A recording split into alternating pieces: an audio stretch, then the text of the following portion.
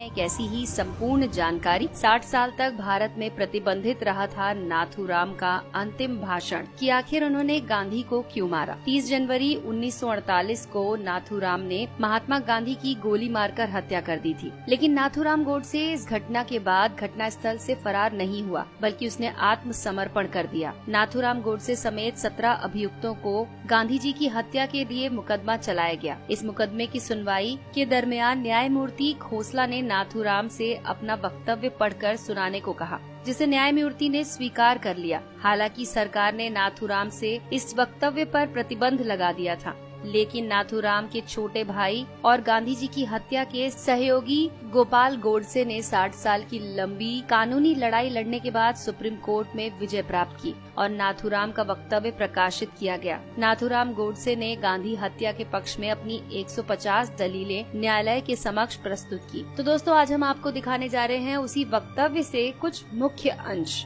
नाथूराम का विचार था कि गांधी जी की अहिंसा हिंदुओं को कायर बना देगी। कानपुर में गणेश शंकर विद्यार्थी को मुसलमानों ने निर्दयता से मार दिया था। महात्मा गांधी भी हिंदुओं से गणेश शंकर विद्यार्थी की तरह अहिंसा के मार्ग पर चलना और बलिदान करने की बातें करते थे। नाथूराम गोडसे को भय था कि गांधी जी की अहिंसा वाली नीति हिंदुओं को कमजोर बना देगी और वो अपना अधिकार प्राप्त नहीं कर पाएंगे। 1919 को अमृतसर के जलियांवाला बाग में गोलीकांड के बाद से पूरे देश में ब्रिटिश हुकूमत के खिलाफ आक्रोश उफान हो गया था। भारतीय जनता इस नरसंहार के खलनायक जनरल डायर पर अभियोग चलाने की मंशा को लेकर गांधी जी के पास गई, लेकिन गांधी जी ने भारतवासियों की इस आग्रह को समर्थन न देने का साफ साफ कह दिया। महात्मा गांधी ने खिलाफत आंदोलन का समर्थन करके भारतीय राजनीति में सांप्रदायिकता का जहर घोल दिया। महात्मा गांधी खुद को मुसलमानों का हितैषी की तरह पेश करते थे। वो केरल के मोपला मुसलमानों द्वारा वहाँ के 1500 हिंदुओं को मारने और 2000 से अधिक हिंदुओं को मुसलमान बनाए जाने की घटना का विरोध तक नहीं कर सके।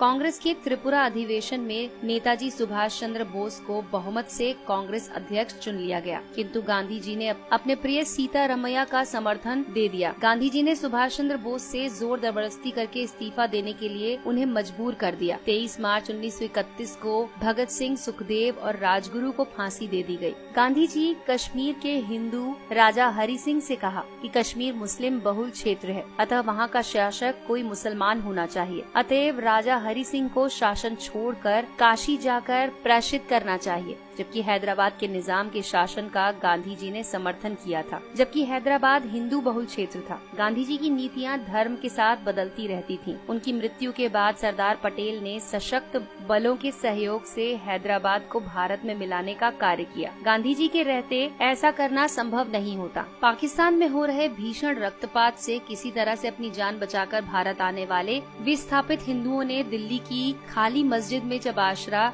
स्थायी रूप से लिया तो मुसलमानों ने मस्जिद में रहने वाले हिंदुओं का विरोध किया, जिसके आगे गांधी जी नतमस्तक हो गए और गांधी जी ने उन विस्थापित हिंदुओं को, जिनमें बूढ़े, स्त्रियां और बालक अधिक थे, मस्जिदों से खदेड़ दिया। बाहर ठिठुरते सर्दियों में रात बिताने पर उन्हें मजबूर किया गया। महात्मा गांधी ने दिल्ली में स्थित मंदिर में अपनी प्रार्थना सभा के दौरान नमाज पढ़ी, जिसका मंदिर के पुजारी से लेकर तमाम हिंदुओं ने विरोध किया, लेकिन गांधी जी ने इस विरोध को दरकिनार कर दिया। महात्मा गांधी एक बार भी किसी मस्जिद में जाकर गीता का पाठ नहीं कर सके। लाहौर कांग्रेस में वल्लभ भाई पटेल का बहुमत से विजय प्राप्त कर गए, किंतु गांधी जी अपनी जिद के कारण ये पद जवाहरलाल नेहरू को दे गए। गांधी जी अपनी मांग को मनवाने के लिए अनशन, धरना, रूठना, किसी से बात न करने जैसी युक्तियों को अपनाकर अपना काम निकलवाने में माहिर थे। इसके लिए वो नीति अनीति का लेश मात्र भी विचार नहीं करते थे। 14 जून 1947 को दिल्ली में आयोजित अखिल भारतीय कांग्रेस समिति की बैठक में भारत विभाजन का प्रस्ताव अस्वीकृत होने वाला था, लेकिन गांधी जी ने वहां पहुंचकर प्रस्ताव का समर्थन रखा। ये भी तब जबकि गांधी जी ने स्वयं ही ये कहा था कि देश का विभाजन उनकी लाश पर होगा। न सिर्फ देश का विभाजन हुआ, बल्कि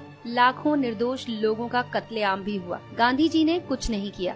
धर्मनिरपेक्षता के नाम पर मुसलमान तुष्टीकरण की नीतियों के जन्मदाता महात्मा गांधी ही थे। जब मुसलमानों ने हिंदी को राष्ट्रभाषा बनाए जाने का विरोध किया तो महात्मा गांधी ने इसे स्वीकार कर लिया। हिंदी की जगह हिंदुस्तानी को बढ़ावा देने लगे। बादशाह राम और बेगम सीता से शब्दों का चलन शुरू हुआ। कुछ एक मुसलमान द्वारा वंदे मातरम गाने का विरोध करने पर महात्मा गांधी झुक गए और इस प्रस्ताव को भारत का राष्ट्रगान नहीं बनने दिया। गांधी जी ने अनेक अवसरों पर शिवाजी, महाराणा प्रताप, गुरु गोविंद सिंह जी को पथभ्रष्ट देशभक्त कहा। वहीं दूसरी ओर गांधी जी ने मोहम्मद अली जिन्ना को कायदे आजम कहकर पुकारा। कांग्रेस ने 1931 में स्वतंत्र भारत के राष्ट्र ध्वज बनाए जाने के लिए एक समिति का गठन किया था। इस समिति ने सर्वसम्मति से चरखा और भगवा वस्त्र को भारत का राष्ट्र ध्वज के डिजाइन को मान्यता दी, किंतु गांधी जी की जिद के कारण उसमें तिरंगा बनाया गया। जब सरदार वल्लभ भाई पटेल के नेतृत्व में सोमनाथ मंदिर का सरकारी व्यय पर पुनर्निर्माण करने का प्रस्ताव पारित किया गया, तब गांधी जी, जो कि मंत्रिमंडल के सदस्य भी नहीं थे, सोमनाथ मंदिर पर सरकारी व्यय के प्रस्ताव को निरस्तर कर दिया और 13 जनवरी 1948 को आमरण अनशन के माध्यम से सरकार पर दिल्ली की मस्जिदों का सरकारी खर्च से पुनर्निर्माण करने का दबाव डालने लगे। भारत को स्वतंत्रता के बाद पाकिस्तान को एक समझौते के तहत 75 करोड़ रुपए देने थे। भारत ने 20 करोड़ रुपए दे भी दिए थे, लेकिन इसी बीच 22 अक्टूबर 1947 को पाकिस्तान ने कश्मीर पर आक्रमण कर दिया। केंद्रीय मंत्रिमंडल ने आक्रमण से क्षुब्ध होकर 55 करोड़ की राशि न देने का निर्णय ले लिया था, जिसका महात्मा गांधी ने विरोध किया और आमरण अनशन शुरू कर दिया, जिसके परिणाम स्वरूप 55 करोड़ की राशि भारत ने पाकिस्तान को दी। महात्मा गांधी भारत के नहीं अपितु पाकिस्तान के राष्ट्रपिता थे, जो हर एक कदम पर पाकिस्तान के पक्ष में खड़े रहे, फिर चाहे पाकिस्तान की मांग जायज हो या नाजायज। गांधी जी